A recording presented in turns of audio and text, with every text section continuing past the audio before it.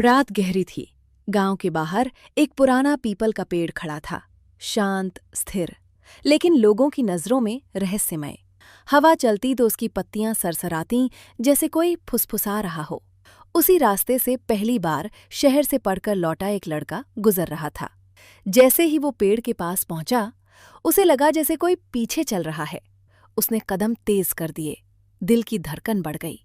अचानक एक सूखी टहनी उसके पैरों के नीचे टूटी। टक! वो घबरा गया। पलटकर देखा, कोई नहीं। सुबह जब उसने ये बात घर में बताई तो दादी ने तुरंत कहा, वहां मत जाया करो, उस पेड़ पर आत्मा रहती है।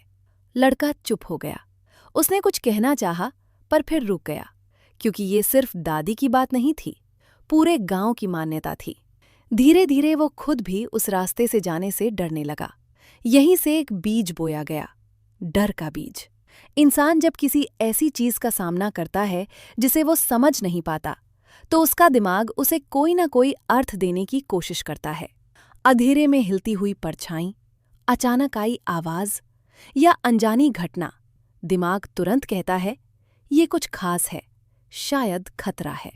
क्योंकि हजारों साल पहले यही डर इंसान को जिंदा रखता था। झाड़ियों में हलचल हुई तो ये मान लेना कि कोई शिकारी है। ये गलती कम खतरनाक थी, बजाय इसके कि मान लो कुछ नहीं है और सच में शिकार बन जाओ। तो दिमाग ने एक आदत बना ली, जहां समझ ना आए वहां खतरा मान लो। और यही आदत धीरे धीरे अंधविश्वास में बदल जाती है। फिर आती है परंपरा। वही लड़का जो पहले सवाल पूछना चाहता था, अब अपने छोटे भाई को समझाता है, उधर मत जाना, वहां भूत है। वो खुद नहीं जानता कि सच क्या है, लेकिन उसने जो सुना वही आगे बढ़ा दिया। यही परंपरा है, बिना जांचे, बिना समझे एक विश्वास पीढ़ी दर पीढ़ी चलता रहता है। और सबसे ताकतवर चीज, सामाजिक दबाव। एक दिन वही लड़का हिम्मत करके कहता है, मुझे नहीं लगता वहां कोई भूत है। घर में सन्नाटा छा जाता है। लोग उसे अजीब नजरों से देखते हैं। कोई कहता है, बहुत पढ़ लिख गया है, अब बड़ों को गलत बताएगा। कोई हंसता है, अभी छोटा है, समझ जाएगा। लड़का फिर चुप हो जाता है, क्योंकि इंसान सिर्फ सच के लिए नहीं जीता, वो समाज में स्वीकार किए जाने के लिए भी जीता है।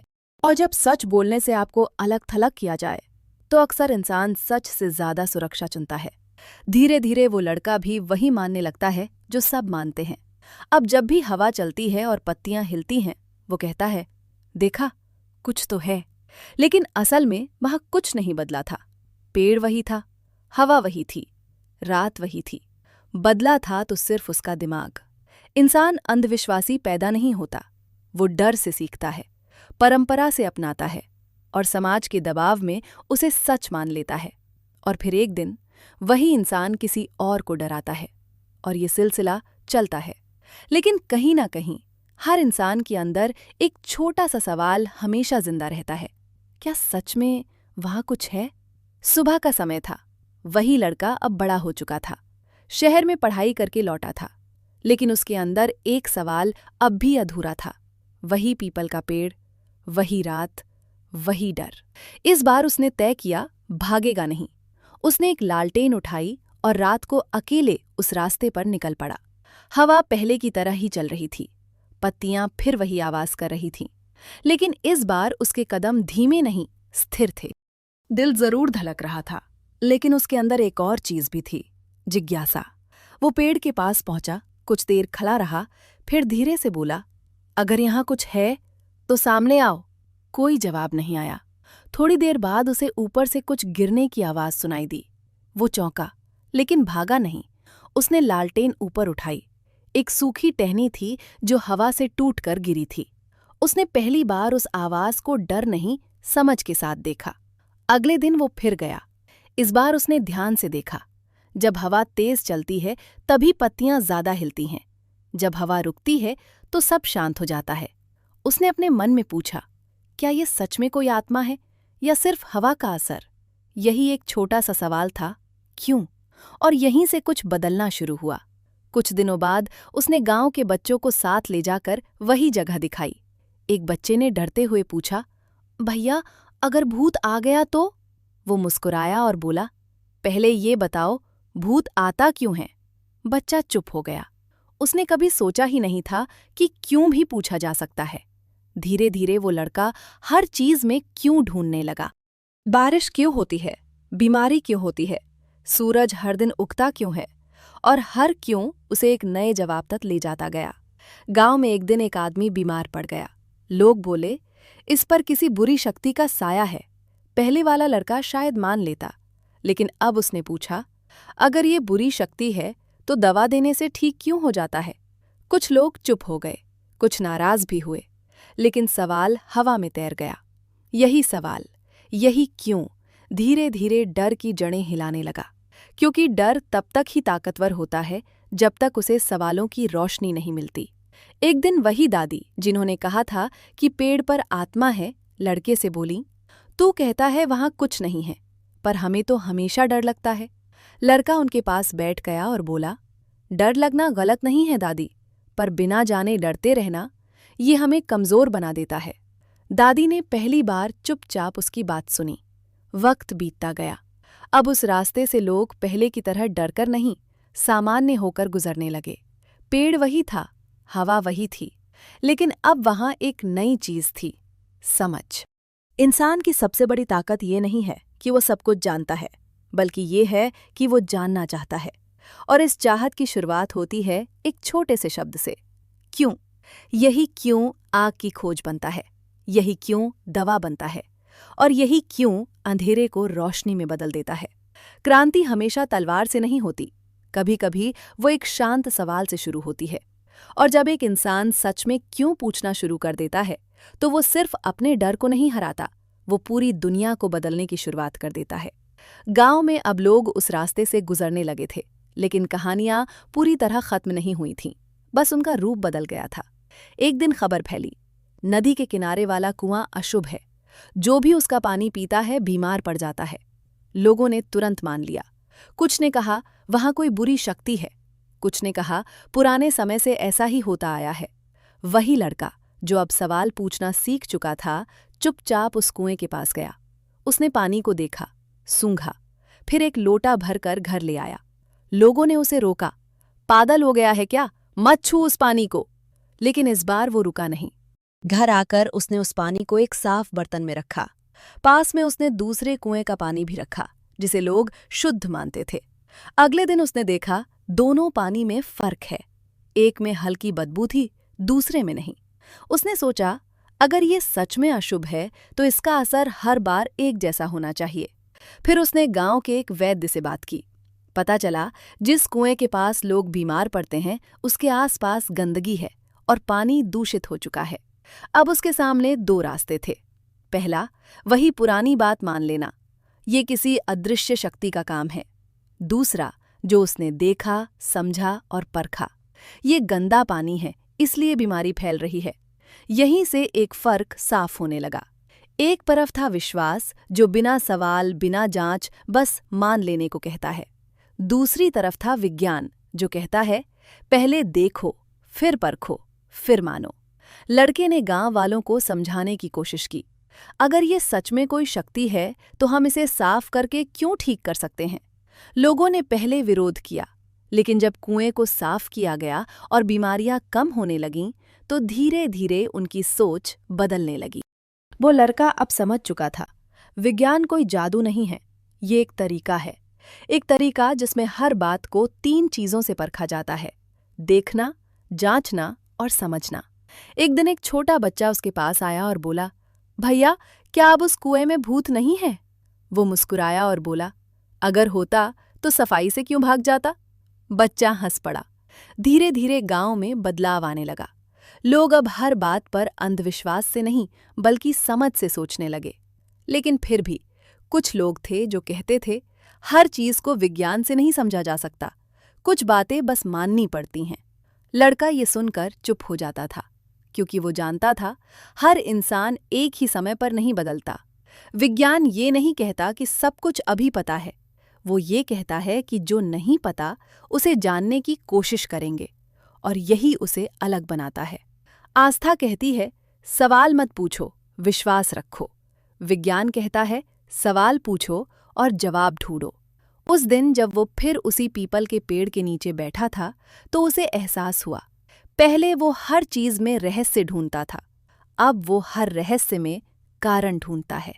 पेड़ वही था, हवा वही थी, दुनिया भी वही थी, लेकिन अब उसके देखने का तरीका बदल चुका था। और शायद यही सबसे बड़ा बदलाव था, जब इंसान डर से नहीं, समझ से जीना शुरू कर देता है। गांव में एक छोटा बच्चा था, करीब 5 साल का। उसकी दुनिया बहुत छोटी थी।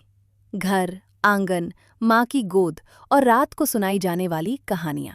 एक रात उसकी माँ ने उसे जल्दी सुलाने के लिए कहा, सो जाओ, नहीं तो बाहर वाली चुड़ैल आ जाएगी। बच्चा चुप हो गया, आंखें बंद कर ली। उसे नहीं पता था कि चुड़ैल क्या होती है, लेकिन वो डर गया। उस रात उसने पहली बार अंधेरे को दुश्मन की तरह महसूस किया। अगले दिन वो आंगन में खेल रहा था। सूरज ढलने लगा तो वो खुद ही अंदर भाग आया। माँ ने पूछा, क्या हुआ? वो बोला, चुड़ैल आ जाएगी। माँ हल्के से मुस्कुरा दी। उन्हें लगा बच्चा अब समझदार हो रहा है, लेकिन असल में एक डर उसके अंदर जड़ पकड़ चुका था। धीरे धीरे वो बच्चा बड़ा होने लगा। अब चुड़ैल की जगह नई बातें आ गईं। इस दिन ये काम मत करना, उस दिशा में मत जाना, ये मत छूना, अशुभ हो जाएगा। उसे कभी ये नहीं बताया गया कि क्यों, बस ये बताया गया कि ऐसा ही होता है, और वो मानता गया। एक दिन उसने अपने पिता से पूछा, अगर मैं ये कर लूं तो क्या होगा? पिता ने कहा, बड़े बुजुर्गों ने मना किया है, कुछ तो वजह होगी। बच्चा चुप हो गया, क्योंकि उसके सवाल का जवाब नहीं मिला, सिर्फ परंपरा मिल गई। स्कूल में उसने कुछ और सीखा, विज्ञान, तर्क, सवाल पूछना। लेकिन घर लौटते ही उसे फिर वही दुनिया मिलती, जहां कुछ बातें बिना पूछे माननी होती थीं। धीरे धीरे उसके अंदर 2 आवाजें बनने लगीं, एक जो पूछती थी क्यों, और दूसरी जो कहती थी चुप रहो। गांव में एक त्योहार आया, लोग इकट्ठा हुए, पूजा हुई और कुछ रस्में निभाई गईं। वो बच्चा अब थोड़ा बड़ा हो चुका था, ध्यान से सब देख रहा था। उसने पास खड़े एक बुजुर्ग से पूछा, हम ये सब क्यों करते हैं? बुजुर्ग ने कहा, ये हमारे धर्म का हिस्सा है, इसे मानना जरूरी है। पर क्यों? उसने फिर पूछा।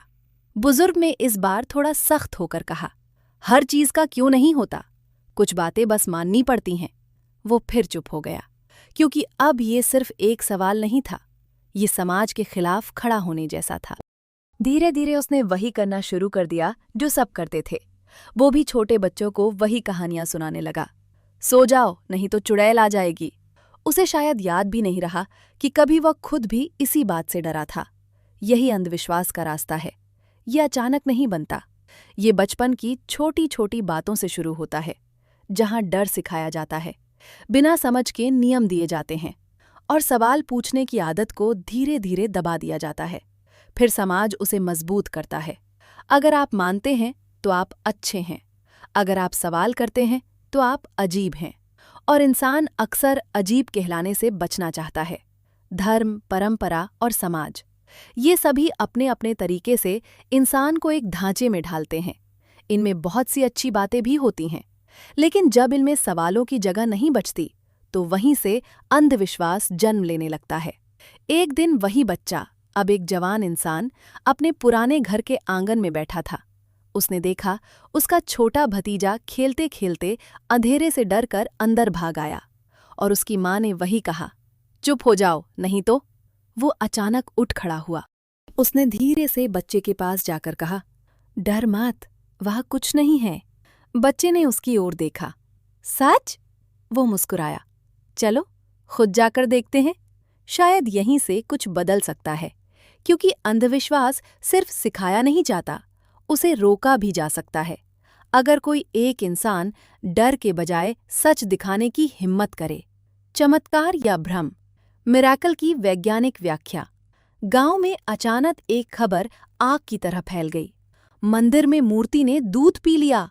लोग दौड़ पड़े, किसी ने देखा, किसी ने सुना, और कुछ ही घंटों में ये चमत्कार बन गया। लाइन लग गई, हर कोई अपने हाथ में दूध लेकर खड़ा था, आस्था से भरा, आंखों में आश्चर्य लिए। वही लड़का अब समझ की राह पर आगे बढ़ चुका भी वहां पहुंचा। उसने देखा लोग चम्मच से दूध मूर्ति के होठों से लगा रहे हैं, और दूध धीरे धीरे गायब हो रहा है। भीड़ में आवाजें गूंज रही थीं।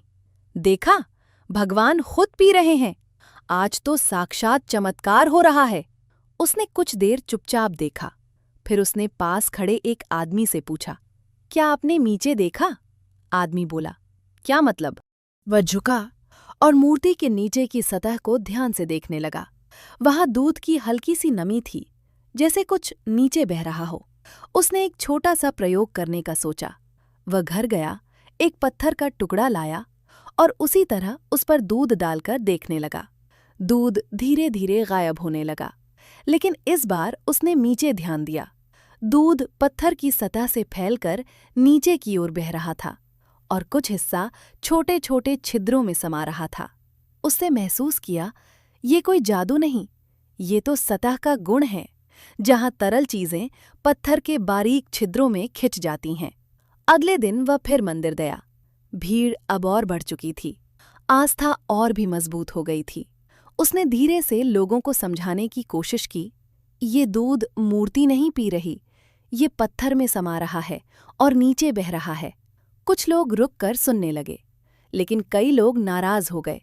तू चमत्कार को झूठ बता रहा है, तेरी आस्था कमजोर है। वह चुप हो गया, क्योंकि उसने समझ लिया था, चमत्कार सिर्फ घटना नहीं होता, वह लोगों की भावना भी होता है।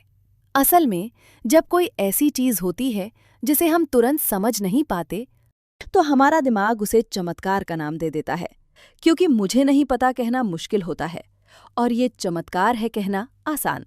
लेकिन हर बार जब उसने किसी चमत्कार को ध्यान से देखा, तो उसके पीछे कोई न कोई कारण मिला। कभी रोशनी का खेल, कभी दिमाग का भ्रम, कभी प्रकृति का नियम। एक बार एक आदमी ने कहा, मैंने अपनी आंखों से देखा है, ये चमत्कार है। वो मुस्कुराया और बोला, आंखें देखती हैं, लेकिन समझ दिमाग करता है। धीरे धीरे उसे समझ आने लगा, चमत्कार और भ्रम के बीच का फर्क बहुत छोटा है। फर्क सिर्फ इतना है कि एक में हम रुक जाते हैं और दूसरे में हम आगे बढ़कर समझने की कोशिश करते हैं। उस दिन शाम को वो फिर उसी पीपल के पेड़ के नीचे बैठा था। अब वो पेड़ उसके लिए रहस्य नहीं था, वो सिर्फ एक पेड़ था, हवा में झूमता हुआ। उसने आसमान की ओर देखा और सोचा, दुनिया में हर चीज अपने आप में अद्भुत है, लेकिन उसे चमत्कार कह देना उसकी असली कहानी को अधूरा छोड़ देना है, क्योंकि सच अक्सर जादू से भी ज्यादा रोचक होता है। बस उसे समझने की धैर्य चाहिए। और शायद यही असली चमत्कार है, जब इंसान अज्ञान से ज्ञान की ओर बढ़ता है। जीवन की उत्पत्ति कैसे हुई? सरल भाषा में, ओरिजिन ऑफ लाइफ। समुद्र किनारे शाम उतर रही थी। लहरें बार बार आकर रेत को छूतीं और लौट जातीं, जैसे कोई पुरानी कहानी दोहराई जा रही हो। वही लड़का अब काफी कुछ समझ चुका, चुपचाप बैठा पानी को देख रहा था। उसके साथ एक छोटा बच्चा भी था। बच्चे ने पूछा, भैया, ये सब कैसे बना? हम, जानवर, पेड़, ये दुनिया? वो मुस्कुराया। उसने रेत की एक मुट्ठी उठाई और धीरे धीरे उसे गिराते हुए बोला, कहानी बहुत पुरानी है, इतनी पुरानी कि तब ना कोई इंसान था, न पेड़, न जानवर, सिर्फ पृथ्वी थी और उस पर उबलते हुए समुद्र। उसने समुद्र की ओर इशारा किया। सोचो, करोड़ों साल पहले यही पानी था, लेकिन इसमें कोई मछली नहीं तैरती थी, बस छोटे छोटे कण थे, रसायन, जो इधर उधर टकराते रहते थे। लहर आई, उसके पैरों को छूकर वापस चली गई। इन कणों के पास दिमाग नहीं था, न कोई इरादा, लेकिन प्रकृति के नियम थे जो हर चीज को चलाते हैं। बच्चा ध्यान से सुन रहा था। कभी कभी, उसने कहा, ये कण ऐसे जुड़ जाते थे कि एक नई चीज बनती थी। कुछ टूट जाते थे, कुछ टिक जाते थे। उसने रेत पर उंगली से छोटे छोटे गोल निशान बनाए, जैसे तुम मिट्टी से खेलते हो। कभी कुछ बनता है, कभी बिगड़ जाता है। बहुत लंबे समय तक बस यही चलता रहा, बनना, बिगड़ना, फिर बनना। फिर उसने थोड़ा रुक कर कहा, लेकिन एक दिन कुछ अलग हुआ। बच्चे की आंखें चमक उठीं। क्या? कुछ ऐसे कण बने जो सिर्फ बने नहीं, बल्कि खुद की नकल भी बना सकते थे। बच्चा थोड़ा उलझ गया। मतलब? वह हंस पड़ा। मतलब, जैसे तुम एक तस्वीर बनाओ और फिर वही तस्वीर खुद ही दूसरी बना दे। अब सोचो, अगर कोई चीज खुद को बार बार बना सकती है तो वह खत्म नहीं होगी, वह बढ़ेगी। लहरें अब तेज हो गई थीं। यही से शुरुआत हुई जीवन की पहली चिंगारी। ये बहुत छोटे थे, इतने छोटे कि आंखों से दिखते भी नहीं थे, लेकिन यही आगे चलकर सब कुछ बने। मछली, पेड़, जानवर और हम। बच्चा चुप था। उसने समुद्र की ओर देखा, जैसे पहली बार उसे सच में देख रहा हो। तो क्या हम भी उसी पानी से आए हैं? उसने धीरे से पूछा। वो मुस्कुराया। हाँ, बहुत बहुत लंबे समय बाद। लेकिन शुरुआत वहीं से हुई थी। कोई जादू नहीं हुआ, कोई अचानक से इंसान नहीं बना, बस छोटे छोटे बदलाव, बहुत लंबे समय तक। उसने हाथ से लहरों की ओर इशारा किया, जैसे ये लहरें एक एक करके आती हैं, धीरे धीरे किनारे का आकार बदल देती हैं। बच्चे ने रेत में अपने पैरों के निशान देखे। लहर आई और उन्हें मिटाकर चली गईं। वो बोला, तो हम भी ऐसे ही बने, धीरे धीरे। हाँ, उसने कहा, इतनी धीरे कि एक इंसान की जिंदगी में दिखाई भी नहीं देता, लेकिन लाखों करोड़ों साल में सब बदल जाता है। कुछ देर दोनों चुप बैठे रहे। सूरज अब डूब चुका था, लेकिन आसमान में हल्की रोशनी बाकी थी।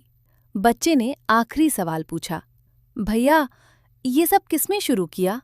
वो थोड़ा रुका, फिर बोला, यही तो सबसे बड़ा सवाल है, जिसका जवाब अभी भी पूरी तरह किसी के पास नहीं है। लेकिन एक बात पक्की है, जो भी हुआ वो नियमों के साथ हुआ, धीरे धीरे हुआ और समझ में आने लायक है। समुद्र अब अंधेरे में खो रहा था, लेकिन उसके अंदर छुपी कहानी अब थोड़ी और साफ हो चुकी थी। और शायद पहली बार बच्चे को ये एहसास हुआ कि जीवन कोई अचानक हुआ चमत्कार नहीं, बल्कि एक लंबी, शांत और बेहद अद्भुत यात्रा है। विकासवाद क्या कहता है? चार्ल्स डार्विन की थ्योरी। सुबह की हल्की धूप खेतों पर फैल रही थी। ओस की बूंदें घास पर चमक रही थीं, जैसे हर पत्ती अपनी अलग कहानी कह रही हो। वही लड़का अब और समझदार हो चुका, एक बच्चे के साथ खेतों में टहल रहा था। बच्चे ने एक चिड़िया की ओर इशारा किया, भैया, ये चिड़िया इतनी तेज कैसे उड़ती है? और वो दूसरी वाली इतनी धीमी क्यों? वो रुका, मुस्कुराया और बोला, यही तो एक बहुत बड़ी कहानी की शुरुआत है। बहुत समय पहले, उसने कहा, एक आदमी था, चार्ल्स डार्विन, जिसने भी यही सवाल पूछा था कि दुनिया में इतने अलग अलग तरह के जीव क्यों हैं। वो बच्चा ध्यान से सुनने लगा। डार्विन ने देखा कि एक ही तरह के जीव अलग अलग जगहों पर थोड़े थोड़े अलग होते हैं। जैसे ये चिड़ियां, कुछ की चोंच लंबी, कुछ की छोटी, कुछ तेज उड़ती हैं, कुछ धीमी। वे आगे बढ़े। उसने पेड़ से एक पत्ता तोड़ा। अब सोचो, अगर एक जगह पर खाना जमीन में छुपा है, तो कौन सी चोंच वाली चिड़िया ज्यादा अच्छा खा पाएगी? बच्चे ने तुरंत कहा, लंबी चोंच वाली। और जो ज्यादा अच्छा खा पाएगी, वो ज्यादा जिएगी और अपने जैसे और बच्चे पैदा करेगी। वो धीरे धीरे समझाने लगा। डार्विन ने कहा कि जीव अपने आप अचानक नहीं बदलते, बल्कि उनमें छोटे छोटे फर्क पहले से होते हैं। अब प्रकृति एक तरह से चुनती है कौन बचेगा और कौन नहीं। उसने मिट्टी में 2 रेखाएं खींची। जो जीव अपने माहौल के हिसाब से बेहतर ढल जाते हैं, वे बच जाते हैं, और जो नहीं ढल पाते, वे धीरे धीरे खत्म हो जाते हैं। बच्चा थोड़ा सोच में पड़ गया। तो क्या कोई किसी को चुनता है? वो मुस्कुराया। नहीं, कोई इंसान या कोई शक्ति बैठकर फैसला नहीं करती। बस हालात ऐसे होते हैं कि जो फिट होता है वही टिकता है। इसे ही कहते हैं प्राकृतिक चयन। वे दोनों एक नदी के किनारे पहुंच गए। पानी बह रहा था, लगातार, बिना रुके। वो बोला, सोचो, अगर तुम इस नदी में खड़े हो तो जो मजबूत होगा वही टिक पाएगा, कमजोर बह जाएगा। जीवन भी कुछ ऐसा ही है। हर पल एक छोटा सा संघर्ष, और उसी संघर्ष में धीरे धीरे बदलाव। बच्चे ने पूछा, तो क्या इंसान भी ऐसे ही बना? वो थोड़ी देर चुप रहा, फिर बोला, हाँ, लेकिन बहुत लंबे समय में, इतने लंबे समय में कि हम सोच भी नहीं सकते। कोई बंदर अचानक इंसान नहीं बना, बल्कि बहुत बहुत पीढ़ियों में छोटे छोटे बदलाव होते गए, और एक समय ऐसा आया जब नए गुणों वाले जीव सामने आए। बच्चा अब आसमान की ओर देख रहा था। जैसे वो हर उड़ती चिड़िया में बदलाव की कहानी देख रहा हो। तो इसका मतलब, बच्चे ने कहा, हम भी बदलते रहेंगे? वो हल्के से मुस्कुराया।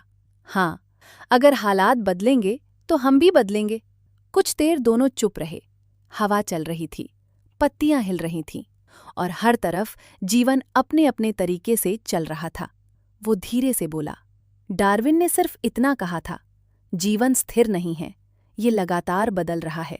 बच्चे ने गहरी सांस ली, और पहली बार उसे लगा कि दुनिया कोई बनी बनाई तस्वीर नहीं, बल्कि एक चलती हुई कहानी है, जो हर पल लिखी जा रही है। क्या इंसान बंदर से आया? दोपहर का समय था।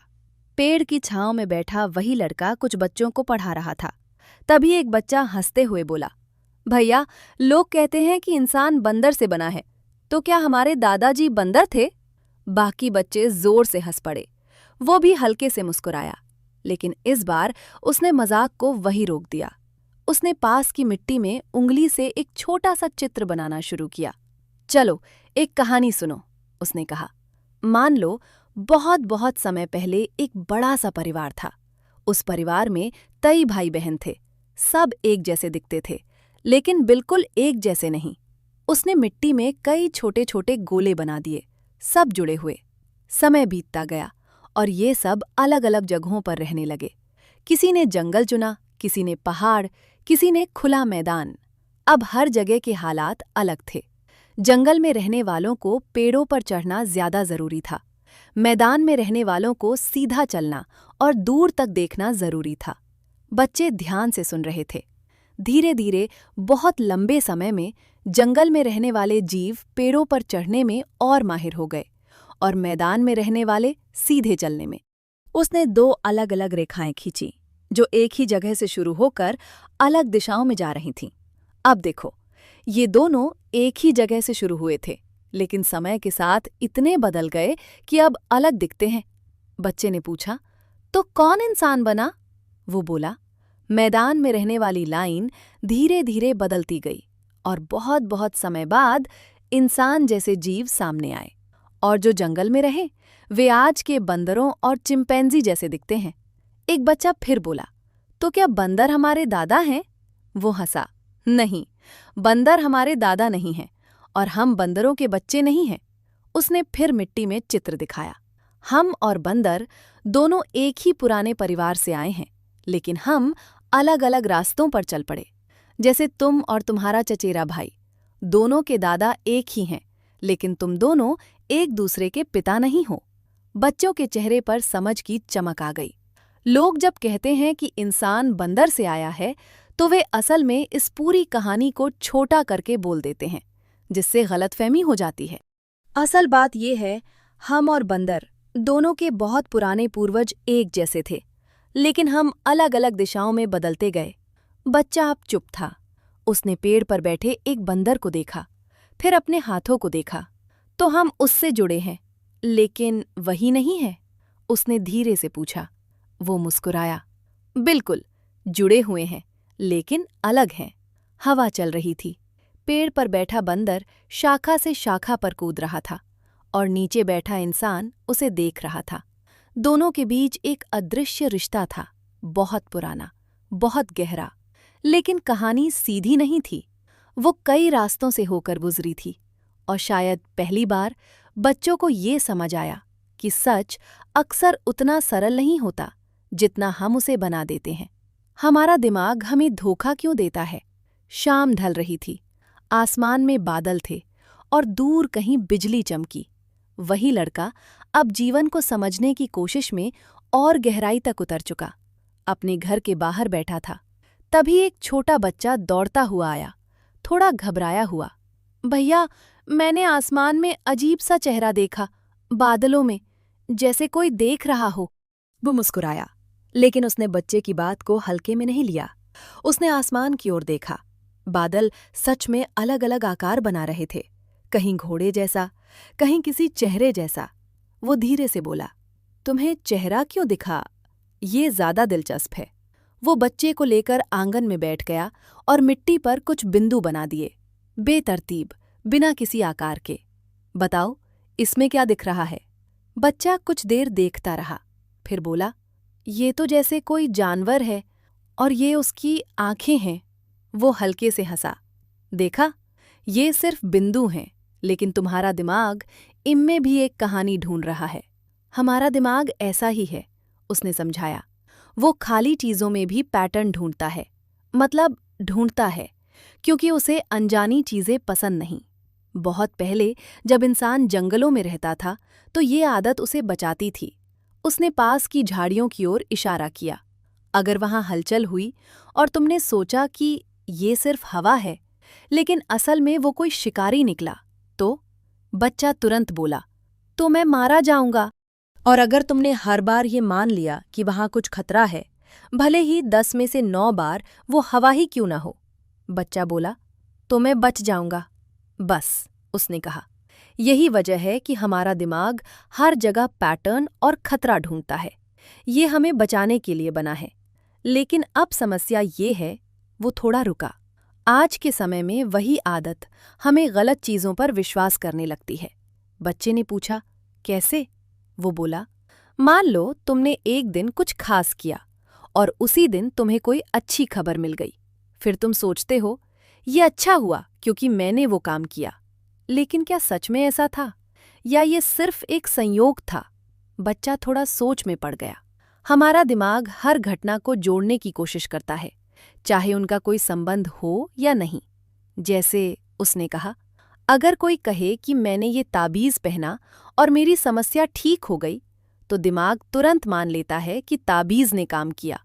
लेकिन वो ये नहीं देखता कि क्या बिना ताबीज़ के भी ठीक हो सकता था। हवा थोड़ी तेज हो गई थी, पेड़ की पत्तियां हिल रही थीं। हम वही चीज़ें जल्दी मान लेते हैं जो हमें पहले से सही लगती हैं, और जो हमारी सोच के खिलाफ जाती हैं उन्हें हम नज़रअंदाज कर देते हैं। यही हमारे दिमाग का खेल है। बच्चे ने आसमान की ओर देखा। अब भी बादल थे, लेकिन अब वो उन्हें ध्यान से देख रहा था। तो जो मैंने चेहरा देखा वो असली नहीं था? उसने पूछा। वो मुस्कुराया। चेहरा तुम्हारे दिमाग ने बनाया, बादल ने नहीं। कुछ देर दोनों चुप रहे। हमारा दिमाग बहुत शक्तिशाली है, उसने धीरे से कहा, लेकिन कभी-कभी वही हमें धोखा भी दे देता है। और अगर हम हर चीज़ पर तुरंत विश्वास कर लें, तो हम सच और भ्रम के बीच का फर्क खो देते हैं। बच्चा अब शांत था। उसकी आंखों में डर नहीं, जिज्ञासा थी। आसमान में बादल अब भी आकार बदल रहे थे, लेकिन अब वो उन्हें देखकर कहानियां नहीं बना रहा था, वो उन्हें समझने की कोशिश कर रहा था। और शायद यही सबसे बड़ा बदलाव था, जब इंसान सिर्फ देखता नहीं बल्कि ये भी समझता है कि वो कैसे देख रहा है। भगवान का विचार कैसे बना? द सेल्फिश जीन का कॉन्सेप्ट मीन्स। रात गहरी थी। आंगन में धीमी सी चांदनी फैली हुई थी। वही लड़का चुपचाप बैठा था और उसके पास एक बच्चा लेटा आसमान के तारों को देख रहा था। कुछ देर बाद बच्चे ने पूछा, भैया, भगवान का विचार लोगों के मन में आया कैसे? वो सवाल आसान नहीं था, लेकिन उसने सीधे जवाब देने के बजाय एक छोटी सी कहानी शुरू की। मान लो, उसने कहा, एक गांव है, बहुत पुराना, जहां लोग प्रकृति से डरते हैं। बिजली, तूफान, बीमारी, उन्हें समझ नहीं आता कि ये सब क्यों होता है। तो वे एक कहानी बनाते हैं कि कोई अदृश्य शक्ति है जो ये सब कर रही है। बच्चा ध्यान से सुन रहा था। अब ये कहानी सिर्फ एक इंसान तक नहीं रहती, वो दूसरे को बताता है, फिर तीसरे को, और धीरे धीरे ये पूरे समाज में फैल जाती है। लेकिन हर बार जब ये कहानी आगे बढ़ती है तो उसमें थोड़ा थोड़ा बदलाव भी होता है। कहीं डर ज्यादा जोड़ दिया जाता है, कहीं नियम, कहीं इनाम और सजा की बातें। वो थोड़ा रुका, फिर बोला, अब सोचो, कौन सी कहानी ज्यादा टिकेगी? वो जो लोगों को मजबूत बनाती है, या वो जो लोगों को डराकर अपने नियम मानने पर मजबूर करती है? बच्चा बोला, शायद जो डराती है। वह मुस्कुराया, अक्सर हाँ। यहीं से एक नया विचार जन्म लेता है कि कुछ विचार भी जीवित चीजों की तरह होते हैं। जैसे जीव अपने आप को आगे बढ़ाते हैं, वैसे ही विचार भी अपने आप को फैलाते हैं, एक दिमाग से दूसरे दिमाग तक। कुछ विचार जल्दी फैलते हैं क्योंकि वे आसान होते हैं, या डर पैदा करते हैं या लोगों को जोड़ते हैं, और कुछ विचार धीरे धीरे खत्म हो जाते हैं क्योंकि वे टिक नहीं पाते। उसने बच्चे की ओर देखा। इन्हें ही समझाने के लिए एक वैज्ञानिक रिचर्ड डैकिंस ने एक शब्द दिया था, मीम। मीम मतलब एक ऐसा विचार जो दिमाग से दिमाग में फैलता है, जैसे कोई बीज हवा में उड़कर नई जगह पर उग जाए। अब सोचो, अगर कोई विचार कहे, मुझे मानो नहीं तो तुम्हें सजा मिलेगी, तो क्या लोग उसे जल्दी नहीं अपनाएंगे? बच्चा थोड़ा गंभीर हो गया। हाँ, क्योंकि लोग डरेंगे। और अगर वही विचार ये भी कहे, इसे दूसरों को भी बताओ, तो वह और तेजी से फैल जाएगा। वो धीरे से बोला, यही कारण है कि कुछ विचार बहुत शक्तिशाली बन जाते हैं। वे सिर्फ मान्यता नहीं रहते, वे परंपरा बन जाते हैं, पहचान बन जाते हैं। आसमान में एक तारा टूटा और पल भर में गायब हो गया। तो क्या भगवान का विचार भी ऐसा ही है? बच्चे ने पूछा। वो थोड़ा रुका, फिर बोला, ये एक विचार है जो हजारों सालों में लोगों के दिमाग में बना, बदला और फैला। कुछ लोगों के लिए ये सुकून देता है, कुछ के लिए ये सवाल पैदा करता है। लेकिन ये समझना जरूरी है कि विचार भी अपने आप फैलते हैं, और हर फैला हुआ विचार जरूरी नहीं कि सच ही हो। बच्चा अब चुप था। वो तारों को देख रहा था, लेकिन इस बार उसके मन में नए सवाल थे। तो हमें क्या करना चाहिए? उसने धीरे से पूछा। वो मुस्कुराया। हर विचार को ऐसे देखो जैसे तुम कोई नई कहानी सुन रहे हो। सुनो, समझो, लेकिन तुरंत मानो मत। हवा हल्की सी चल रही थी और आंगन में एक अजीब सी शांति थी। उसने आखिरी बात कही, क्योंकि सबसे खतरनाक विचार वो नहीं होते जो गलत हैं, बल्कि वो होते हैं जिन्हें हम बिना सोचे मान लेते हैं। और शायद यही वो जगह थी जहां से असली आज़ादी शुरू होती है, जब इंसान सिर्फ विचारों को नहीं, विचारों के फैलने के तरीके को भी समझने लगता है। क्या नैतिकता धर्म से आती है? शाम का समय था। गांव के चौक में हल्की हल्की रोशनी जल चुकी थी। कुछ लोग आपस में बैठे बातें कर रहे थे। पास ही एक बूढ़ा आदमी गिर पड़ा। उसके हाथ से लाठी छूट गई। भीड़ खड़ी हो गई, लेकिन कुछ पल के लिए कोई आगे नहीं बढ़ा। तभी वही लड़का, जो अब बहुत कुछ देख और समझ चुका था, तेजी से आगे आया। उसने बूढ़े को उठाया, पानी दिया और उसे पास की चौकी पर बैठा दिया। बूढ़े ने कांपती आवाज में कहा, बेटा, भगवान तुझे खुश रखे। लड़का बस हल्के से मुस्कुरा दिया। ये सब एक आदमी दूर से देख रहा था। वो पास आया और बोला, तू बहुत धार्मिक होगा, तभी तूने ये अच्छा काम किया। लड़का कुछ पल चुप रहा, फिर बोला, अगर मैं धार्मिक नहीं होता तो क्या मुझे मदद नहीं करनी चाहिए थी? आदमी थोड़ा असहज हो गया।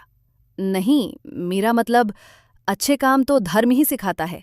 लड़के ने आसपास बैठे लोगों की ओर देखा, फिर धीरे से पूछा, अगर किसी को दर्द में देखो और तुम्हें भी दर्द महसूस हो, तो क्या वो किसी किताब से सीखा हुआ है या अपने अंदर से आता है? कुछ लोग सोच में पड़ गए।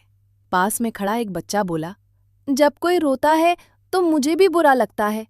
लड़के ने मुस्कुराकर कहा, यही तो है, ये भावना हमें किसी ने सिखाई नहीं, ये हमारे अंदर पहले से होती है। इंसान अकेले नहीं जी सकता, उसे समाज में रहना होता है, और समाज में रहने के लिए कुछ नियम अपने आप बन जाते हैं, जैसे झूठ मत बोलो, किसी को चोट मत पहुंचाओ, जरूरतमंद की मदद करो। अब इन बातों को धर्म ने अपने तरीके से सिखाया, कहानियों के रूप में, नियमों के रूप में। लेकिन इसका मतलब ये नहीं कि ये बातें सिर्फ धर्म से आई हैं। वो थोड़ा आगे झुका और बोला, सोचो, अगर कोई इंसान किसी भी धर्म को नहीं मानता, तो क्या वो गलत और निर्दयी ही होगा? भीड़ में खामोशी छा गई। एक बुजुर्ग बोले, नहीं, मैंने ऐसे लोग भी देखे हैं जो बिना पूजा पाठ के भी बहुत अच्छे होते हैं। लड़का मुस्कुराया, क्योंकि अच्छाई सिर्फ नियमों से नहीं आती, वो समझ और संवेदना से आती है। धर्म ने कई लोगों को सही रास्ता दिखाया है, लेकिन नैतिकता की जड़ें उससे भी गहरी हैं, हमारे दिमाग में, हमारी भावनाओं में, हमारे अनुभव में। पास में बैठा बच्चा फिर बोला, तो हम अच्छा काम क्यों करते हैं? लड़का बोला, क्योंकि हमें पता है कि दर्द क्या होता है, और हम नहीं चाहते कि कोई और वही दर्द झेले। हवा हल्की सी ठंडी हो गई थी। चौक में अब सन्नाटा था, लेकिन एक अलग तरह का, सोच से भरा हुआ। लड़का धीरे से बोला, अगर कोई सिर्फ इसलिए अच्छा काम करे कि उसे इनाम मिलेगा या सजा से बचना है, तो वो असली अच्छाई नहीं, वो तो एक सौदा है। लेकिन जब कोई बिना किसी डर या लालच के सिर्फ इसलिए अच्छा करता है क्योंकि वो सही है, तो वही असली नैतिकता है। बूढ़ा आदमी अब थोड़ा संभल चुका था। उसने फिर से लड़के की ओर देखा। इस बार उसकी आंखों में सिर्फ कृतज्ञता नहीं, बल्कि समझ भी थी। रात गहराने लगी थी। लड़का उठकर जाने लगा, लेकिन जाते जाते उसने एक बात कही, धर्म रास्ता दिखा सकता है, लेकिन चलना हमें खुद पड़ता है। और शायद यहीं से ये सवाल जन्म लेता है कि अच्छाई कहीं बाहर से नहीं आती, वो हमेशा से हमारे अंदर ही थी, बस हमें उसे पहचानना था। धर्म और राजनीति सत्ता का उपकरण। गांव में चुनाव का समय था। गलियों में हलचल बढ़ गई थी। दीवारों पर नए पोस्टर लग रहे थे और हर चौपाल पर एक ही चर्चा, कौन जीतेगा। वही लड़का चुपचाप सब देख रहा था। एक शाम गांव के बीच में एक बड़ा मंच सजाया गया। लाउडस्पीकर पर आवाज गूंजी, हमारे धर्म की रक्षा खतरे में है, अगर हमने एकजुट होकर सही फैसला नहीं लिया। भीड़ में हलचल हुई, कुछ चेहरों पर चिंता, कुछ पर गुस्सा। लड़का भीड़ के पीछे खड़ा था। उसने देखा मंच पर खड़ा आदमी बार बार लोगों की आस्था, उनके देवी देवताओं, उनकी पहचान की बात कर रहा था, लेकिन उसने एक बार भी ये नहीं बताया कि वो गांव के लिए क्या करेगा। भाषण खत्म हुआ। लोग आपस में बात करने लगे, सही कह रहा है, अगर हम नहीं जागे तो हमारा धर्म खतरे में पड़ जाएगा। डर धीरे धीरे फैल रहा था, जैसे हवा में घुल गया हो। अगले दिन वही लड़का अपने एक दोस्त से मिला। दोस्त ने उत्साह में कहा, इस बार हमें उसी को वोट देना चाहिए, वो हमारे धर्म की बात कर रहा है। लड़के ने शांत स्वर में पूछा, और उसने तुम्हारी खेती, पानी, स्कूल, इनके बारे में क्या कहा? दोस्त थोड़ा रुका। उसने अभी उस पर बात नहीं की। लड़का मुस्कुराया नहीं, बस धीरे से बोला, तुम्हें क्या ज्यादा जरूरी लगता है, तुम्हारा रोज का जीवन या तुम्हारा डर? दोस्त चुप हो गया। कुछ दिनों बाद गांव में दो समूह बन गए। पहले जो लोग साथ बैठकर हंसते थे, अब एक दूसरे को शक की नजर से देखने लगे। एक छोटी सी बात पर झगड़ा हो गया, और देखते ही देखते वो झगड़ा हम और वे में बदल गया। लड़का दूर खड़ा ये सब देख रहा था। उसे समझ आ रहा था, ये झगड़ा अचानक नहीं हुआ, इसे धीरे धीरे बनाया गया है। एक रात वो अपने पिता के साथ बैठा था। उसने पूछा, लोग धर्म के नाम पर इतने जल्दी क्यों बढ़ जाते हैं? पिता ने गहरी सांस ली, क्योंकि धर्म सिर्फ विश्वास नहीं होता, वो पहचान बन जाता है। और जब किसी को लगता है कि उसकी पहचान खतरे में है, तो वो सोचने से पहले ही प्रतिक्रिया देता है। लड़का कुछ देर सोचता रहा, फिर बोला, तो क्या कुछ लोग इस डर का इस्तेमाल करते हैं? पिता ने उसकी ओर देखा और बिना कुछ कहे हल्के से सिर हिला दिया। धीरे धीरे चुनाव खत्म हुआ, नतीजे आ गए, लेकिन जो दरारें लोगों के बीच बनी थीं, वे इतनी जल्दी नहीं भरीं। लड़का फिर उसी चौपाल पर बैठा था जहां पहले सब साथ बैठते थे। अब वहां सन्नाटा था। उसने सोचा, धर्म जो लोगों को जोड़ सकता है, उसी का इस्तेमाल उन्हें बांटने के लिए भी किया जा सकता है। सत्ता सिर्फ कुर्सी नहीं होती, वो लोगों के मन पर नियंत्रण भी होती है। और सबसे आसान तरीका होता है उनकी सबसे गहरी भावनाओं को छूना, उनकी आस्था, उनका डर, उनकी पहचान। कुछ समय बाद वही दोस्त फिर उसके पास आया। इस बार उसकी आवाज में पहले जैसा उत्साह नहीं था। उसने धीरे से पूछा, क्या हमसे गलती हो गई? लड़के ने सीधे जवाब नहीं दिया, बस एक सवाल पूछा, जब तुमने फैसला लिया था तब तुमने सोचा था या सिर्फ महसूस किया था? दोस्त की नजरें झुक गईं। हवा फिर चल रही थी। गांव वैसा ही था, लेकिन लोगों के बीच कुछ बदल चुका था। लड़का उठकर चलने लगा। जाते जाते उसने मन ही मन कहा, जब धर्म समझ के साथ हो तो वो रास्ता बनता है, लेकिन जब वही धर्म डर के साथ जुड़ जाए तो वो किसी के हाथ में एक औजार बन जाता है। और शायद सबसे ज़रूरी बात ये है कि हम ये पहचान सकें कि कब हमारी आस्था हमारी अपनी नहीं रह जाती। अंधविश्वास के नुकसान, स्वास्थ्य, पैसा, समाज पर असर। गांव में एक औरत थी, सीधी, मेहनती, अपने परिवार के लिए दिन रात काम करने वाली। उसका छोटा बेटा कई दिनों से बीमार था। पहले हल्का बुखार था, फिर खांसी, फिर कमजोरी। पड़ोस की एक औरत ने कहा, ये साधारण बीमारी नहीं है, किसी की नज़र लग गई है। माँ घबरा गई। वो बच्चे को लेकर एक ऐसे आदमी के पास गई जिसे लोग झाड़ फूंक करने वाला कहते थे। उसने कुछ मंत्र पढ़े, धुआं किया और कहा, 3 दिन में ठीक हो जाएगा। माँ ने राहत की सांस ली। उसे लगा अब सब ठीक हो जाएगा। 3 दिन बीत गए, लेकिन बच्चे की हालत और खराब हो गई। अब वो खांसते खांसते रोने लगता, रात भर सो नहीं पाता। वही लड़का जो अब लोगों को समझाने की कोशिश करता रहता था, जब ये सब सुनकर पहुंचा तो उसने तुरंत कहा, इसे डॉक्टर के पास ले चलो। माँ झिझकी, पर अगर ये सच में नज़र है तो?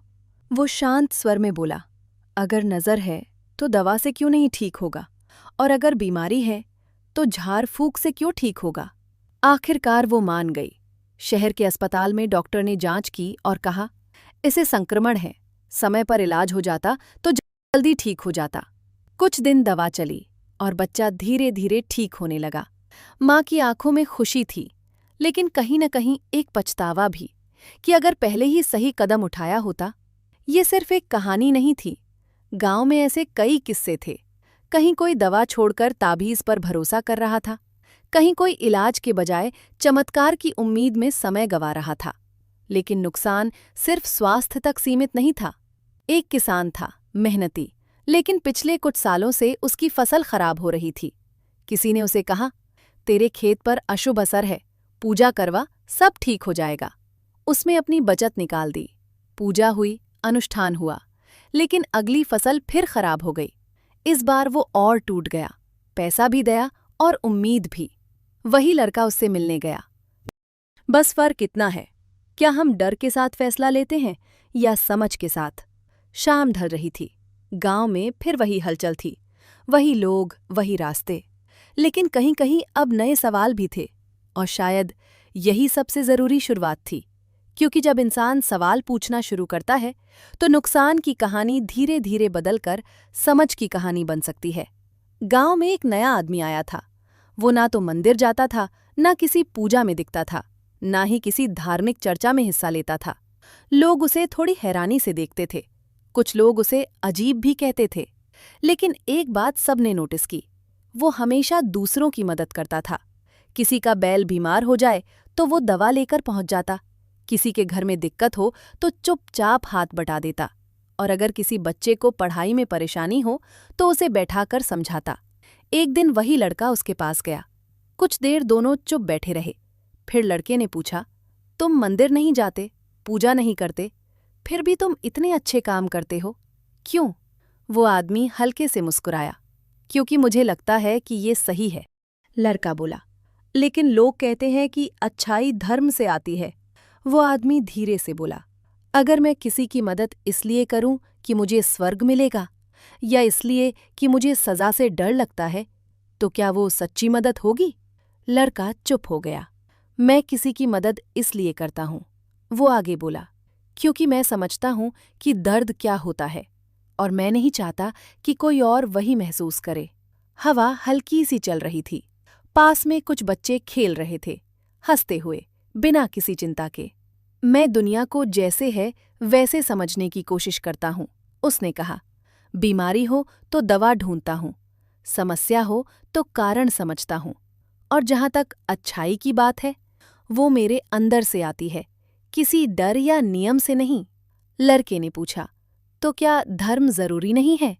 वो थोड़ा रुका, फिर बोला, कुछ लोगों के लिए धर्म सहारा होता है, उन्हें दिशा देता है, सुकून देता है, लेकिन ये जरूरी नहीं कि हर इंसान को उसी रास्ते पर चलना पड़े। जीवन जीने के कई तरीके होते हैं। कुछ लोग आस्था के साथ जीते हैं, कुछ लोग सवालों के साथ। महत्वपूर्ण ये नहीं है कि तुम किस रास्ते पर हो, बल्कि ये है कि तुम उस रास्ते पर कैसे चल रहे हो। लड़का अब गहरी सोच में था। अगर तुम बिना धर्म के भी, वह धीरे से बोला, ईमानदार हो, दूसरों का ख्याल रखते हो, सच को समझने की कोशिश करते हो, तो तुम्हारा जीवन उतना ही सार्थक है जितना किसी और का। सूरज धीरे धीरे ढल रहा था। आसमान में हल्का सुनहरा रंग फैल गया था। लड़का उठकर जाने लगा, लेकिन इस बार उसके मन में कोई उलझन नहीं थी, बस एक नई समझ थी। उसे एहसास हुआ, जीवन को अच्छा बनाने के लिए सिर्फ नियमों की जरूरत नहीं होती, समझ की भी जरूरत होती है।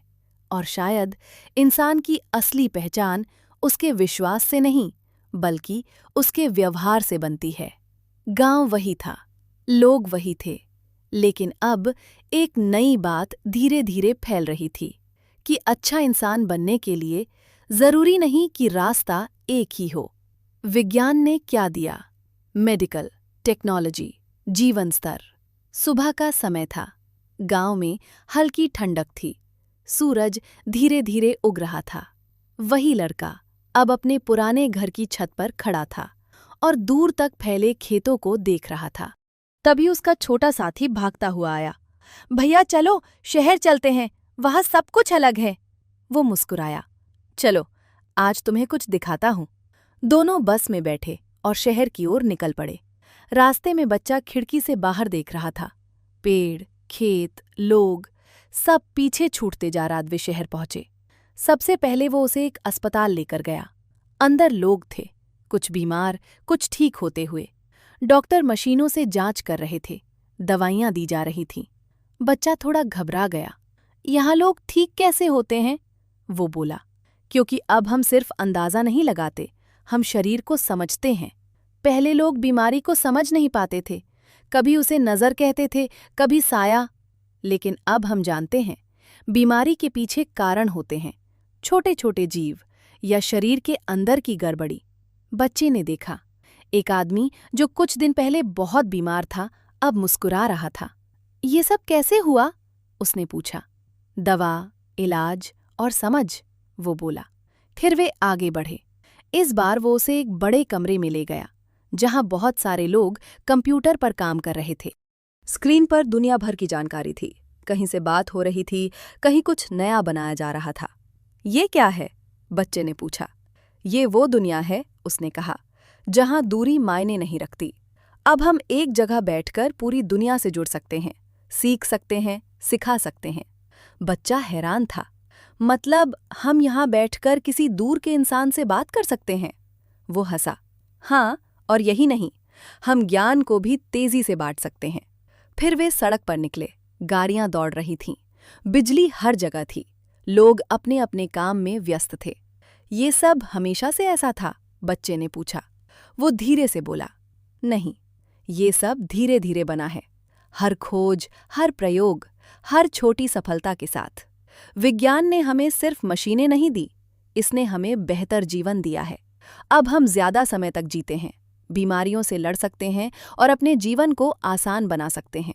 बच्चा कुछ देर चुप रहा, फिर बोला, तो क्या विज्ञान ने सब कुछ ठीक कर दिया? वो मुस्कुराया। नहीं, समस्याएं अभी भी हैं, लेकिन अब हमारे पास उन्हें समझने और सुलझाने के तरीके हैं। शाम हो रही थी। दोनों वापस गांव लौट रहे थे। बच्चा खिड़की से बाहर देख रहा था। इस बार उसकी नज़र अलग थी।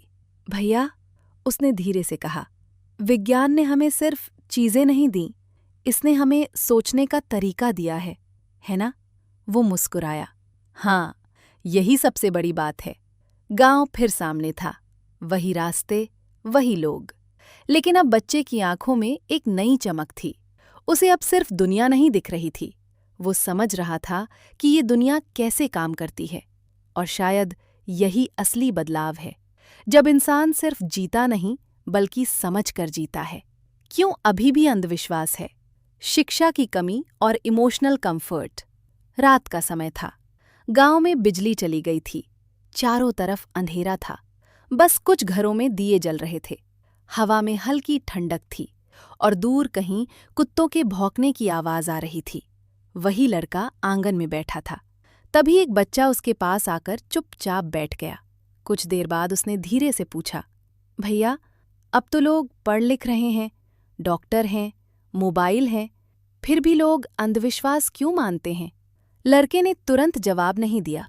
उसने सामने जलते दिए की लौ को देखा, जो हवा से हल्की हल्की कांप रही थी।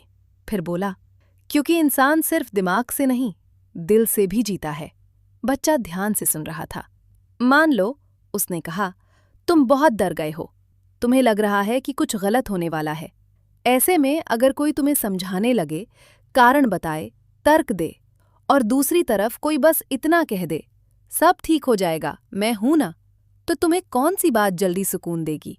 बच्चा तुरंत बोला, दूसरी वाली। वो मुस्कुराया।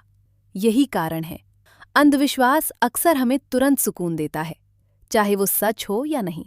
जब इंसान दुख में होता है, बीमारी में, परेशानी में, तो वो सबसे पहले समाधान नहीं, सहारा ढूंढता है। हवा थोड़ी तेज हो गई थी। दिए की लौ एक पल के लिए झपकी, फिर संभल गई। और शिक्षा, उसने धीरे से कहा, वो सिर्फ किताबों तक सीमित रह जाती है। कई लोग पढ़ना लिखना तो सीख जाते हैं, लेकिन सवाल करना, समझना, ये नहीं सीख पाते। अगर बचपन से ही हमें ये सिखाया जाए कि ये मत पूछो, बस मान लो, तो बड़े होकर भी हम वही करते हैं, नई चीज़ों को भी बिना सोचे मान लेते हैं। बच्चा चुप था। उसने जमीन पर उंगली से कुछ बनाना शुरू कर दिया। और एक और बात है, लड़का बोला, अंधविश्वास हमें अकेला महसूस नहीं होने देता। जब हम किसी अदृश्य शक्ति में विश्वास करते हैं, तो हमें लगता है कि कोई है जो हमें देख रहा है, जो हमारे साथ है। ये भावना बहुत मजबूत होती है। बच्चे ने धीरे से पूछा, तो क्या ये गलत है? लड़का कुछ पल चुप रहा, फिर बोला, गलत या सही, ये इतना आसान नहीं है। समस्या तब होती है जब ये सुकून हमें सच से दूर ले जाने लगे, जब हम इलाज की जगह ताबीज़ चुनें, समझ की जगह डर को मान लें। आसमान में अब बादल छा गए थे, चांद कहीं छिप गया था। अंधविश्वास इसलिए बचा हुआ है, उसने धीरे से कहा, क्योंकि वो हमारे डर को छूता है और हमें तुरंत राहत देता है। और जब तक इंसान डरता रहेगा, वो ऐसे सहारों की तलाश करता रहेगा। बच्चा अब शांत था। उसकी आंखों में अब डर नहीं, सोच थी। कुछ देर बाद उसने पूछा, तो हमें क्या करना चाहिए? लड़का मुस्कुराया, सुकून भी चाहिए और सच भी। बस फर्क इतना है कि हम सुकून के लिए झूठ ना चुनें। दिया अब भी जल रहा था, अंधेरे के बीच एक छोटी सी रोशनी बनकर। और शायद यही रास्ता है, अंधेरे को खत्म करने का नहीं, बल्कि उसमें भी रोशनी ढूंढने का। अपने अंदर बदलाव कैसे लाएं? Critical thinking. सूरज की पहली किरण गांव के खेतों पर पड़ी। हवा में हल्की ठंडक थी और पक्षियों की चहचहाहट आ रही थी। वही लड़का अब अकेले खेत की पगडंडी पर चल रहा था। उसका छोटा साथी उसके पास आया और उत्सुकता से पूछा, भैया, अब तो हमने विज्ञान देखा, अंधविश्वास देखा, धर्म और समाज समझा, लेकिन मैं नहीं जानता कि मैं खुद कैसे बदलूं, मैं कैसे सही सोचूं। लड़का मुस्कुराया और पास की मिट्टी में कुछ खुरच कर दिखाने लगा। देखो, उसने कहा, तुम्हारा दिमाग एक बगीचे जैसा है। अगर तुम बस वही चीजें उगाओ जो लोगों ने पहले उगाई हैं, तो वही फल मिलेंगे जो उन्होंने खाए। लेकिन अगर तुम खुद कुछ बीज चुनकर उगाओ, तो नए फल भी मिल सकते हैं। बच्चा कुछ समझा नहीं और पूछा, बीज मतलब? विचारों के बीज, लड़का बोला। हर बार जब कोई बात सुनो, हर किताब पढ़ो, हर कहानी जानो, तो ये सोचो, क्या ये सच है? क्या ये मेरे लिए सही है? या मैं सिर्फ इसे इसलिए मान रहा हूं क्योंकि सभी मानते हैं? बच्चे की आंखें खुल गईं। मतलब, मुझे सवाल पूछना चाहिए? हाँ, लड़के ने धीरे कहा। सवाल करना सबसे पहला कदम है। जब तुम पूछते हो क्यों, तो तुम्हारा दिमाग खुद सोचने लगता है। तुम केवल मानने वाले से खोजने वाले में बदल जाते हो। वह आगे बढ़ते हुए एक पेड़ के नीचे बैठ गया। अगला कदम है तर्क। जो भी बात सुनो, उसको प्रमाण के साथ देखो। अगर कोई दावा करता है, देखो, जांचो, महसूस करो, फिर निर्णय लो। याद रखो, सिर्फ विश्वास करने से कुछ बदलता नहीं। बच्चा उत्साहित हो गया। तो मैं भी अपनी सोच बदल सकता हूँ? बिल्कुल, लड़का बोला, लेकिन इसमें समय लगेगा। कुछ पुराने विचार खुद से दूर नहीं होंगे। उनको पहचानो, समझो और धीरे धीरे बदलो। ये बदलाव झटके में नहीं आता, ये निरंतर अभ्यास मांगता है। और तीसरा, उसने कहा, खुद को जिम्मेदार बनाओ। मत सोचो कि सही और गलत सिर्फ किताबों या गुरु से आता है। तुम अपने फैसलों के जिम्मेदार हो। अगर तुम सोच समझकर काम करोगे, तो तुम्हारी दुनिया बदल जाएगी। बच्चा खामोश था, लेकिन उसकी आंखों में अब सवालों की चमक थी। देखो, लड़का मुस्कुराया, ये क्रांति कोई बड़ी शोर शराबा नहीं करती, ये अंदर होती है। हर बार जब तुम सोचते हो, हर बार जब तुम सवाल पूछते हो, हर बार जब तुम अपने फैसले खुद लेते हो, तब ये क्रांति धीरे धीरे तुम्हारे भीतर फैलती है। बच्चा उठकर खड़ा हुआ। तो इसका मतलब मैं भी बदल सकता हूं, और दुनिया को देखने का तरीका भी? लड़का सिर हिलाकर बोला, हाँ। एक एक इंसान के भीतर ये बदलाव आए तो धीरे धीरे पूरे समाज में असर पड़ेगा। याद रखो, सबसे बड़ी क्रांति हमारे भीतर की सोच की क्रांति है। सूरज पूरी तरह से उग गया। सफेद रोशनी में खेत चमक रहे थे। बच्चा अब अपने कदमों में आत्मविश्वास महसूस कर रहा था, और शायद यही अंतिम सबक था। जब इंसान सवाल पूछना, सोचना और जिम्मेदारी लेना सीख जाता है, तो अंधविश्वास, डर और भ्रम धीरे धीरे पीछे छूट जाते हैं, और उसके भीतर जन्म लेती है असली व्यक्तिगत क्रांति। बच्चों को क्या सिखाएं? सवाल पूछना। सुबह का समय था। गांव के स्कूल की छोटी सी कक्षा में बच्चे अपनी छोटी बेंचों पर बैठे थे। वही लड़का जो अब कई सालों की समझ लेकर आया था, इस बार बच्चों के सामने खड़ा था। एक छोटा बच्चा उत्सुकता से बोला, भैया, हमें किताबें पढ़नी हैं, गणित, विज्ञान, लेकिन हमें कौन सी चीज़ सबसे ज़रूरी सीखनी चाहिए? लड़का मुस्कुराया और धीरे धीरे बोला, सबसे ज़रूरी चीज़ है सवाल पूछना। बच्चे ने हंसते हुए कहा, सवाल पूछना? हम तो पहले ही सवाल पूछते हैं। माँ, खाना कब बनेगा? स्कूल क्यों जाना है? लड़का हंसा, लेकिन गंभीर हो गया। हाँ, तुम छोटे सवाल पूछते हो, लेकिन बड़े सवाल पूछना भी सीखो। जैसे, ये सच है या नहीं? क्यों ऐसा होता है? मैं इसे कैसे जान सकता हूँ? वो बच्चों के बीच बैठ गया और मिट्टी में कुछ रेखाएं खींचने लगा। देखो, तुम्हारा दिमाग एक छोटा शहर है। अगर तुम सिर्फ वही रास्ते चुनते हो जो सभी लोग चलते हैं, तो तुम कभी नई जगह नहीं देख पाओगे। लेकिन अगर तुम सवाल पूछते हो, नए रास्ते तलाशते हो, तो तुम्हारे शहर में नए पुल, नए रास्ते बनेंगे, और तुम चीज़ों को अलग तरीके से देख पाओगे। बच्चों की आंखें चमकने लगीं। एक बच्चा बोला, तो सवाल पूछना हमें ज़्यादा समझदार बनाएगा? लड़का सिर हिलाकर बोला, हाँ। सवाल पूछना सिर्फ ज्ञान नहीं बढ़ाता, ये तुम्हें डर से आज़ाद करता है। जब तुम पूछते हो क्यों, तो तुम्हारा दिमाग खुद सोचने लगता है। तुम सिर्फ सुनने वाले नहीं, समझने वाले बन जाते हो। वो फिर धीरे से बोला, और याद रखो, सवाल पूछना मतलब हमेशा विरोध करना नहीं है, मतलब है सोचने की आदत डालना। जब तुम सीखोगे कि हर बात को समझना जरूरी है, तो तुम बिना सोचे किसी चीज को मानने से बचोगे। बच्चे अब अपने दोस्त की ओर देख रहे थे और आपस में कानाफूसी करने लगे। हम भी ऐसे सोच सकते हैं? हाँ, अब हम भी सवाल पूछेंगे। लड़का मुस्कुराया। याद रखो, छोटे सवालों से ही बड़ी क्रांति शुरू होती है, और सबसे बड़ी क्रांति दिमाग में होती है। सूरज की हल्की रोशनी कक्षा में फैल गई। बच्चों के चेहरों पर उत्साह था। उनकी आंखों में अब जिज्ञासा थी, डर नहीं। और शायद यही सबसे बड़ा सबक था। जब बच्चे सवाल पूछना सीखते हैं, तो वे न सिर्फ ज्ञान प्राप्त करते हैं, बल्कि सोचने और समझने की आज़ादी भी पाते हैं। समाज कैसे बदलेगा? शिक्षा और संवाद से सांझ का समय था। गांव के चौक पर लोग आमने सामने बैठे थे, कुछ पुराने, कुछ युवा। हल्की हवा में धूल उड़ रही थी और दूर से बच्चों की हंसी सुनाई दे रही थी। वही लड़का अब चौक पर खड़ा था और उसने सबको देखा। पुराने विचारों वाले लोग, नई सोच वाले लोग और बीच में संशय में लोग। वो धीरे धीरे बोला, देखो, समाज एक बड़े घर जैसा है। अगर हर कमरे में लोग अपने अपने तरीके से रहते हैं, लेकिन कभी कोई बातचीत नहीं करता, तो क्या होगा? लोगों ने सिर हिलाया। कुछ चुप थे। हर कमरे में अगर लोग सोचते हैं कि हम ठीक हैं और बाकी गलत हैं, तो झगड़ा बढ़ेगा, दूरी बढ़ेगी, समझ कम होगी। वो एक बच्चा के पास गया जो किताबें पढ़ रहा था। क्या तुम जानते हो? उसने कहा, सबसे बड़ी ताकत शिक्षा है। बच्चा ने उत्सुकता से सिर हिलाया।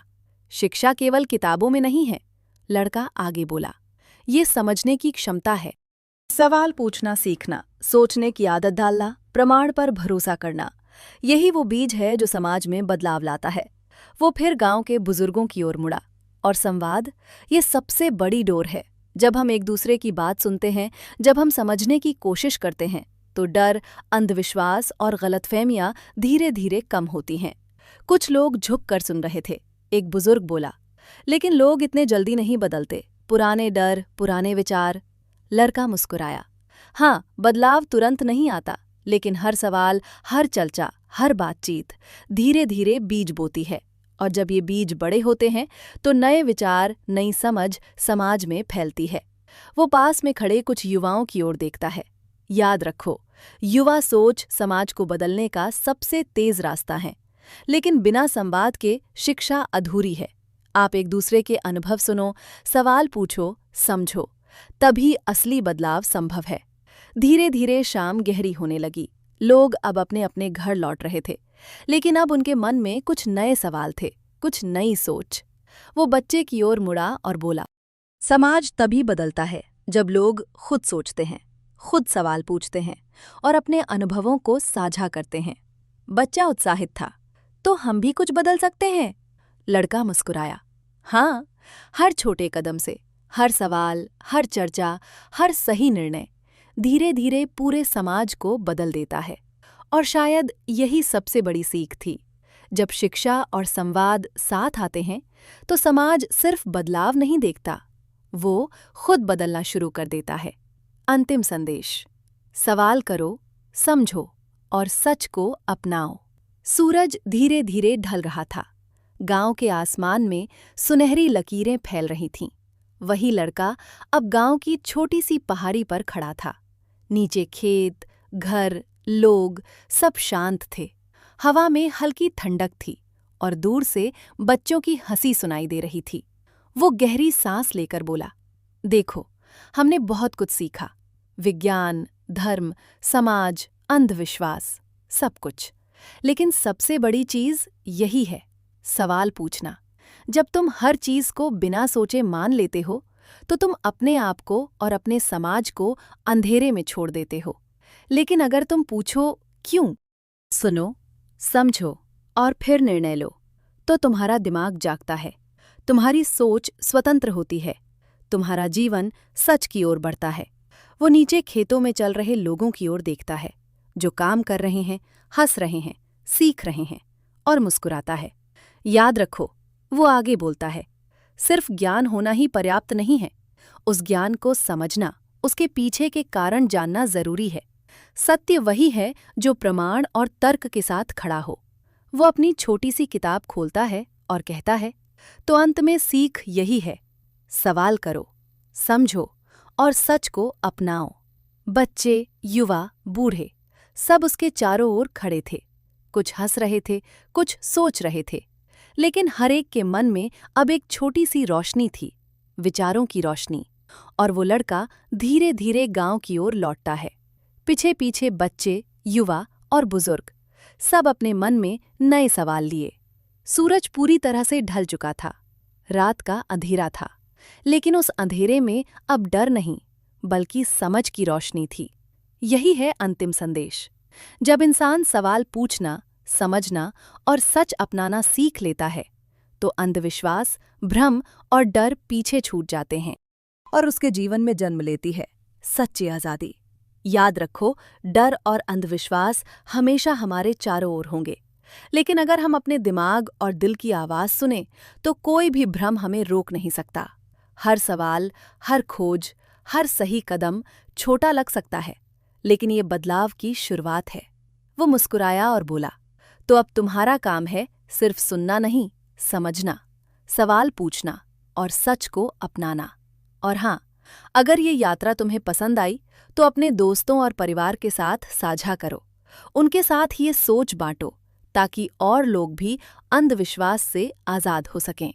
अगर तुम तैयार हो तो चलो मिलकर ये बदलाव फैलाएं।